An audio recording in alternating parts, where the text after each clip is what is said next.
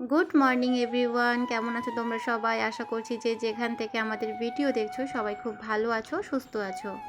মুর্শিদাবাদের ছোট্ট একটা গ্রাম থেকে আমি উর্বি আবার নতুন একটা ব্লগে তোমাদের সবাইকে জানাই অনেক অনেক স্বাগত, অনেক ভালোবাসা। তোমাদের আশীর্বাদ আর ভালোবাসায় নতুন একটা ব্লগ নিয়ে আবারও চলে এলাম। কন্টিনিউ দেখতে থাকো, আশা করছি সবার খুব ভালো লাগবে।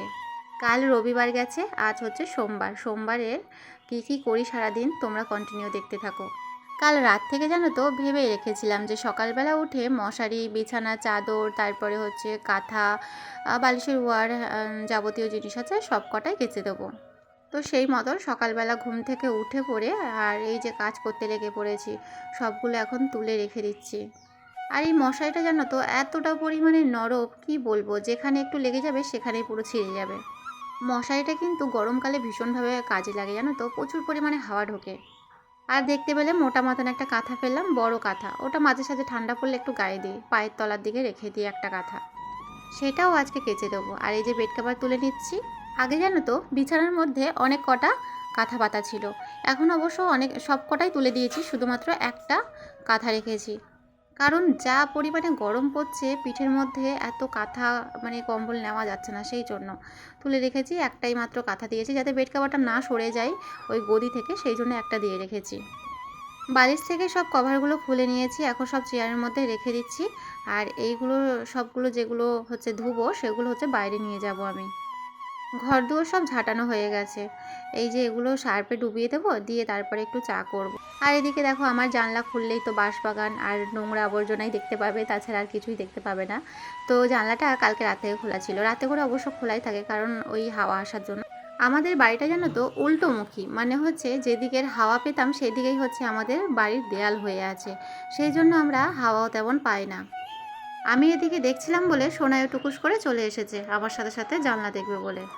সারাদিন যতই ঠিক করে রাখি না কেন এই বিছানাপত্র, কিন্তু সেই অগোছালো হয়েই যাবে, কারণ জানোই তো আমার বাড়িতে একটা কে আছে, তার জন্য। আর বাইরে দেখো কতটা পরিমাণে রোদ উঠে গেছে। উফ, কবে যে এই গরমটা যাবে না আর ভালো লাগছে না, সত্যি সহ্য করতে পারছি না এই এতটা গরম। অন্যান্য দিনের থেকে আজকে কিন্তু আমার অনেক কাছাকাছি আছে। দেখো বেড কভার, কাঁথা, কয়েকটা জামা কাপড়, মশারি, এই সব দিতে গিয়ে আমার অনেকটা টাইম লেগে যাবে। চলো এই কালো গামলাটা নিয়ে সবগুলো গামলার মধ্যে ভরে দিই। ব্যবহার করে না বাড়ির ভেতরেই ঢুকিয়ে রাখি, জানো তো।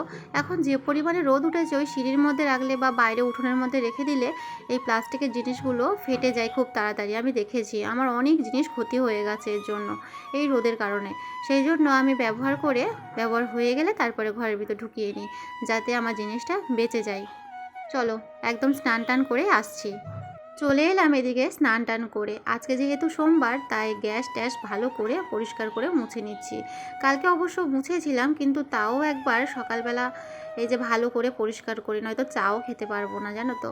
কালকে যেহেতু বিরিয়ানি মাংস হয়েছে, চারিদিকে ছোঁয়াছাই হয়ে গেছে, তো সেই জন্যই একটু মানে ভালো করে পরিষ্কার করে নিচ্ছি। আর ওই যে গ্যাসের বার্নারগুলো, মানে যেই গ্যাস জ্বলে না, ওই যে ছোটো ছোটো মুখগুলো, সেগুলো শুদ্ধ আমি জলে ভালো করে ধুয়ে নেব। প্রথমে একটা কাপড় দিয়ে মুছছিলাম, তাতে না ওই ময়লাগুলো এত পরিমাণে জমে গেছে আর তেল চিটেগুলো উঠছিলই না। সেই জন্য আমি স্কচব্রাইটের সাবান জালি দুটোই নিয়ে এসেছি, এনে ভালো করে পরিষ্কার করে নিচ্ছি। আর এই যে মগটা বললাম যে নতুন নতুন আমার জিনিসগুলো সব ফেটে যাচ্ছে, এই মগটাও ফেটে গেছে, জানো তো। এই মগগুলো 20 টাকা করে নিয়েছিল, 2 পিস নিয়েছিলাম, 1 পিস এখনও ভরাই আছে আর 1 পিস বেশি দিন টেকেনি। দেখো আসলে কি বলো তো, প্রতিদিন মগগুলো ব্যবহার হয় তো, মগ বালতি এইসব, তাই আর মানে মাঝে সাঝে ভুলে যাই। আর সেই রকম পড়ে থাকতে থাকতে রোদের মধ্যে কাঠ হয়ে পুরো ফাটল ধরে যায় জিনিসগুলো। এটাও ঠিক সেমভাবেই ফেটেছে। কাল যেহেতু একটু তেল ঝাল খাবার খেয়ে নিয়েছি, তাই আজকে ভাবলাম যে এমনিতেই তো নিরামিষ আজকে, তাই আজকে হচ্ছে একদম সেদ্ধ সেদ্ধ ভাত করব।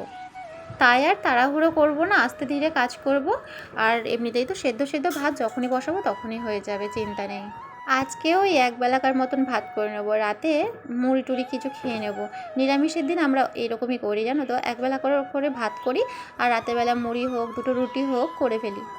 আর কালকে তো দেখেছো তোমাদের দাদাভাই আম নিয়ে এসছে কতগুলো, আম কলা, সেগুলো তো অনেক কটাই আছে, কয়েকটা খাওয়া হয়েছিল আর বাকিগুলো সবগুলোই আছে। তো সেখান থেকে আম টাম দিয়ে মুড়ি খাওয়া হয়ে যাবে আমাদের। আর বাবুর জন্য আবার নতুন করে একটা সেরিগ্রো নিয়ে এসছে, কারণ ছেলেটা জানো তো একদম শরীর ভেঙে যাচ্ছে, সেই জন্য ভাবলাম যে চলো একটা সেরিগ্রো খাওয়ানোই যায়। অনেক মাস পরে কিন্তু এই সেরিগ্রোটা আনা হলো, তো আজকে থেকে ওকে আবার খাওয়াবো হচ্ছে সেরিগ্রো।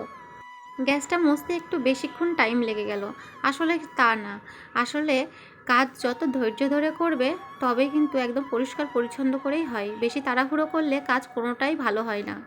এটা আমার বাবার থেকেই শিখেছি। আমার বাবা বলে, ধৈর্য ধরে কাজ করবি, দেখবি খুব সুন্দরভাবে নিখুঁতভাবে হয় কাজ। আর বেশি তাড়াহুড়ো করলে একটাও কাজ সম্পূর্ণ হয় না, ভালো হয় না কাজ। সেই জন্য জানো তো, আমারও একটা অভ্যাস হয়ে গেছে আস্তে ধীরে কাজ করতে করতে। এদিকে ওভেনের মুখগুলো বসিয়ে দিচ্ছি চা বসাবো বলে। একটু চা বসাই, চাটা খাবো। পুজো দেওয়া হয়ে গেছে ওদিকে, পুজো টুজো দিয়ে এসে গ্যাসটা মুছছিলাম, ওই জন্যই অত আস্তে আস্তে ধীরে ধীরে কাজ করছিলাম। আর এই যে এখন হচ্ছে চা বসাবো। সকালবেলায় ছোলা ভেজানো জল খেয়েছিলাম আমরা, ছোলা ভেজানো ওই শরবত করেছিলাম চিনি আর একটু নুন দিয়ে। আর এদিকে দেখো দুধ দিয়ে গেছে, দুধটাকে এখন জাল দেব, সেই জন্য এই যে ছেঁকে নিচ্ছি ভালো করে।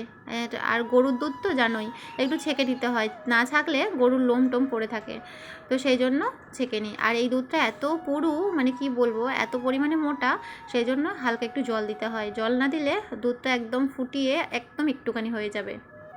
এই 250 দুধটা বাবু সারা দিনও খেতে পারে না, কোনো কোনো দিন তো বিড়ালে খেয়েই চলে যায়।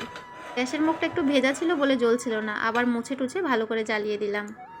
এদিকে রাত 8টা বাজে, 8টা কি 8:30 এরকম হবে। জানো তো কি ঘটেছে দেখো, বাড়ির ভেতরে একটা সাপ ঢুকে বসে আছে, সেই আমাদের রান্নাঘরটা, যেই রান্নাঘরে আমি ব্যবহার করি না রান্নাঘর, রান্নাঘরের পাশ দিয়ে একটা গলি আছে বাথরুমের পাশে, তো সেই জায়গাটায় একটা সরু মতো সাপ ঢুকে বসে আছে। সরু সাপ হলে কি হবে, এই সাপগুলোর প্রচুর তেজ আছে। আমার মনে হয় ওই সাপটা ভয় পাচ্ছে, জানো তো, মনে করছে ওকে মারতে এসেছি, আসলে তা নয়। তোমাদের দাদাভাই একটু লাঠি দিয়ে ওই মানে দেখাচ্ছিল যে সাপটা কোথায় ঢুকে আছে। আসলে জানোই তো, শোনায় না গাড়ি টাড়ি নিতে এই রান্নাঘরটায় ঢুকে, প্রচুর পরিমাণে ভয় লাগছে জানো তো। আসলে কি হচ্ছে আমি কিছু বুঝতে পারছি না, কদিন ধরে মানে বড় সাপ ছোট সাপ ঢুকে বসে আছে আমাদের বাড়িতে। কি হচ্ছে কিচ্ছু বুঝতে পারছি না, মানে মাথা কাজ করছে না। সারা দিনটাই তো আমি আর বাবুই থাকি, তাই না? তোমাদের দাদাভাই তো বেশিক্ষণ থাকে না। ওই যে একটু নাড়ছিল বলে দেখো সাপটা তেড়ে চলে আসছে এদিকে।